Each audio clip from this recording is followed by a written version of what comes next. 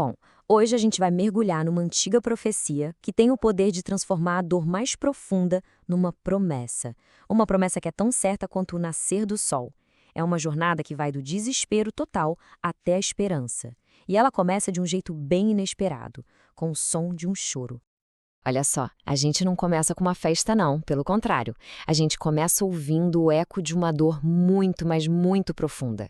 Essa imagem mostra o lamento de um povo inteiro no exílio, um choro que parece que nunca vai ter fim, tudo personificado na figura de Raquel.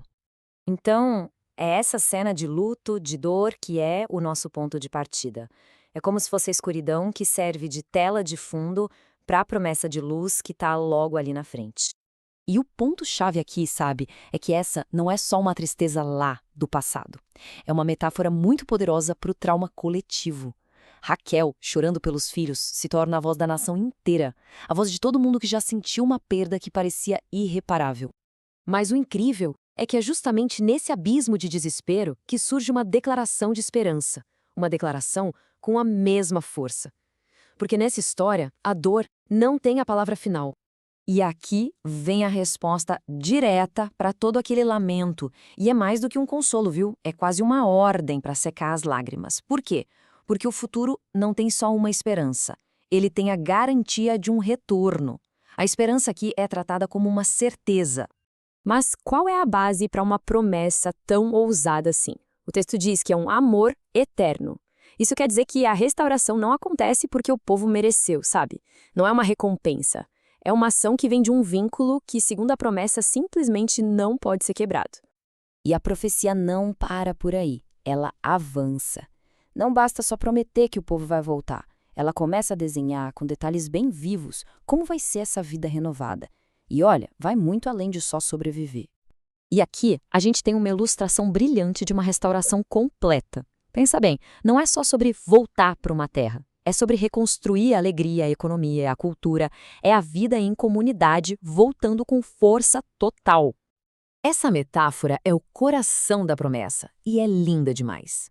Uma alma que antes estava seca de tanta dor vai ser nutrida até virar um lugar fértil e cheio de vida, como um jardim regado.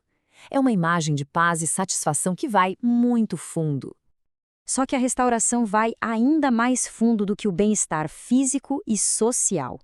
O texto propõe uma virada de chave, uma transformação radical na base espiritual da comunidade. Algo que é mudar a própria natureza de como as pessoas se relacionavam com o divino. E aqui, olha só, a gente vê o centro da mensagem. A mudança das tábuas de pedra, que foram quebradas, uma lei que vinha de fora, frágil, para um coração que agora floresce com uma lei interna, intuitiva. A gente sai da obediência por obrigação para uma motivação que vem de dentro. E a consequência disso é impressionante.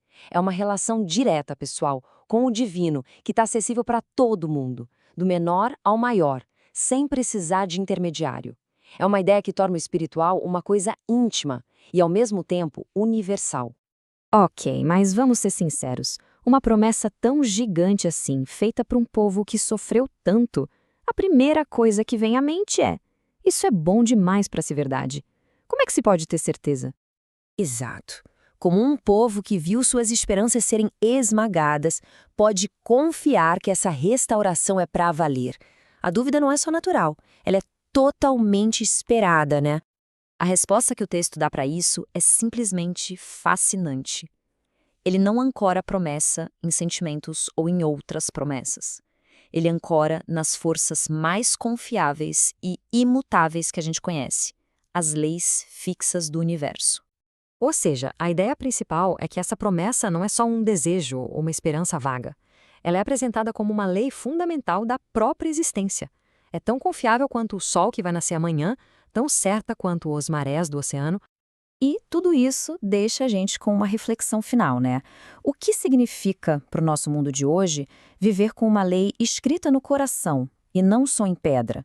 Ser guiado por uma convicção interna e não só por regras externas? Como é que isso mudaria as nossas ações e a nossa sociedade? Fica aí a pergunta.